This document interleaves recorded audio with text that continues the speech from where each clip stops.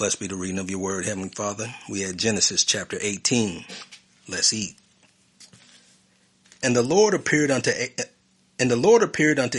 in the plains of Mamre, and he sat in the tent door in the heat of the day. And he lifted up his eyes and looked, and lo, 3 men stood by him. And when he saw them, he ran to meet them from the tent door, and bowed himself toward the ground, and said, My Lord, if now I have found favor in your sight, pass not away. Verse 3, and said, My Lord, if now I have found favor in your sight, pass not away, I pray you, from your servant. Let a little water, I pray you, be fetched, and wash your feet, and rest yourselves under the tree.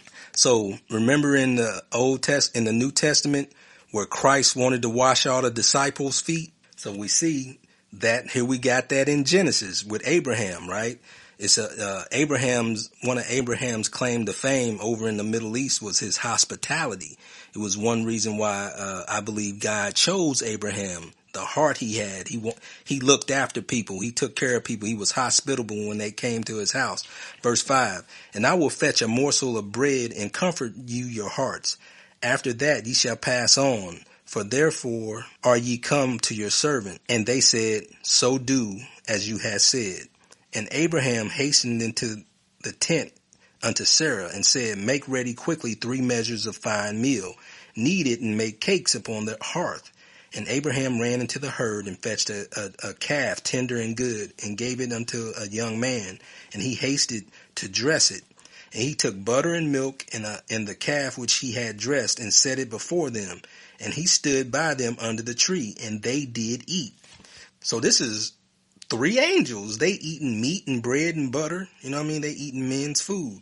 And they said unto him, verse 9, and they said unto him, Where is Sarah your wife? And he said, Behold, in the tent.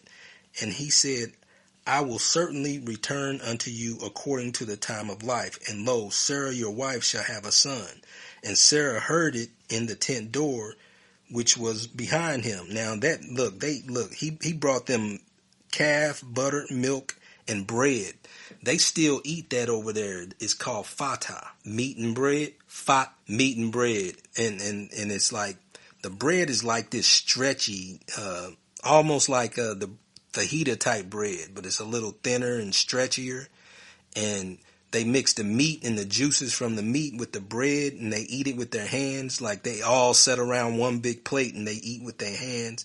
And the bread gets chewy with the meat, man. It's delicious, yo. It's called fata. Anyway, now Abraham, verse 11, now Abraham and Sarah were old and well stricken in age, and it ceased to be with Sarah after the manner of women, meaning her time to have children was over. She was older. She was past her, what do they call it when they don't have cycles and stuff no more? Menopause and stuff, right? Verse 12, therefore Sarah laughed within herself, saying, After I am waxed old, shall I have pleasure, my Lord being old also? And the Lord said unto Abraham, Wherefore did Sarah laugh, saying, Shall I of a surety bear a child which am old? Is anything too hard for the Lord? At the time appointed I will return unto you according to the time of life, and Sarah shall have a son. Then Sarah denied, saying, I laughed not, for she was afraid. And he said, Nay, but you did laugh. And the men rose up from thence and looked toward Sodom, and Abraham went with them to bring them on the way. And the Lord said, Shall I hide from Abraham that thing which I do? Seeing that Abraham shall surely become a great and a mighty nation, and all the nations of the earth shall be blessed in him. That blessing in him is Christ, right? Verse 19, for I know him that he will, listen, this is an important part right here. He said, for I know him, I know Abraham, that he will command his children and his household after him, that they should keep the way of the Lord, to do justice and judgment, that the Lord may bring upon Abraham that which he hath spoken of him. So remember yesterday, me and you talked when I was talking to you about what I read in 2 Kings chapter 22 and 23, and how they found the book of the law that was lost in the house of the Lord. Remember that? So here we starting to see that that's what he's talking about. He said, keep the way of the Lord. Remember, I talked to you about how it was called the way. It wasn't called Christianity back in these days. It was called the way, and specifically the way of the Lord. And we see that right here again.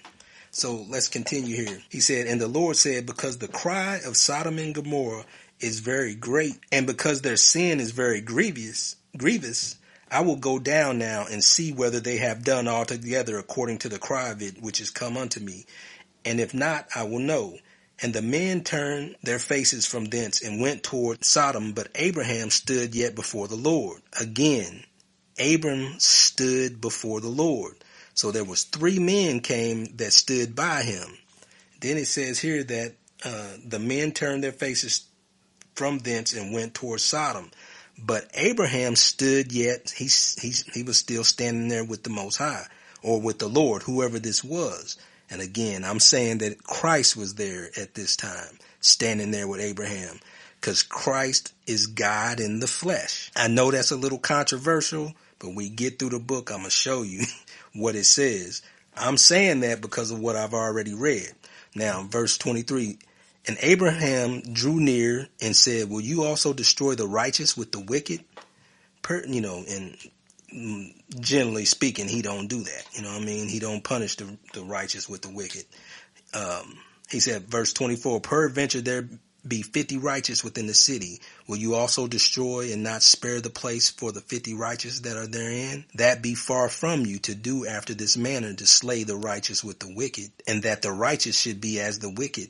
That be far from you. Shall not the judge of all the earth do right? And of course, right? He's the judge of all the earth, and he should do right. And then when you get in the New Testament, right, and I believe it's Revelations, who's the judge? Now, the Most High is the judge, but who's going to be judging? And it's going to be Christ. You know what I'm saying? So I think this is another little hint right here. It says, shall not the judge of all the earth do right? Another little hint about who's standing here with Abraham. Remember, keep in mind, Christ is there in the Old Testament, but he's hidden for a specific reason. All right, verse 26. And the Lord said, if I find in Sodom 50 righteous within the city, then I will spare all the place for their sakes. And Abram answered and said, behold, now I have taken upon me to speak unto the Lord, which am but dust and ashes. Peradventure there shall lack 5 of the 50 righteous. Will you destroy all the city for lack of 5? And he said, if I find there 40 and 5, I will not destroy it. And he spake unto him yet again and said, peradventure there be 40 found there. And he said, I will not do it for 40's sake. And he said unto him, oh, let not the Lord be angry, and I will speak. Peradventure there shall 30 be found there. And he said, I will not do it if I find 30. And he already know what's up, right? That's why you know what I'm saying? Like, he didn't already judged it. Like, that's why they had it there in the first place. But, this is his friend. Abraham is the Most High's friend. And he's seeing the heart of Abraham. Like, look at my servant here, my friend here. He don't even want me to destroy this place if there's some righteous in there. But, Most High already knows what's happening. Verse 31. And he said, behold, now I have taken upon me to speak unto the Lord. Peradventure there be 20 found there. And he said, I will not destroy it for 20's sake. And he said, oh, let not the Lord be angry. I will speak yet but this once. Peradventure 10 shall be found there. And he said, I will not destroy it for 10's sake. And the Lord went his way as soon as he had left communing with Abraham. And Abraham returned into his place. So again, man, listen to the language in that last verse. And the Lord went his way. The book is telling us that somebody's there. He's not seeing no vision. You know what I mean? He's in somebody's presence, and this being is talking to Abraham. And then, he's talking to him, and then he's leaving. Well, the other verse we saw in chapter 18? It said he went up from him, right? Now in chapter it's chapter 17. I'm sorry. He went up from him after speaking to him. Verse 22 in chapter 17. He said, and he left off talking with him, and God went up from Abraham. Now, over here in chapter 18, he, he yeah, and we see the same thing. So, and this is what I'm pointing out to you, man, that this is real. Like, that's why I shot you the Sodom and Gomorrah video today.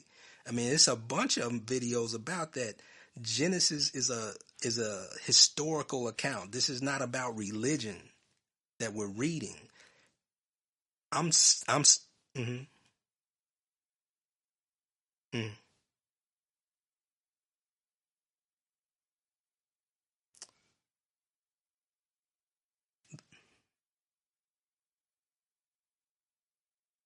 mm-hmm.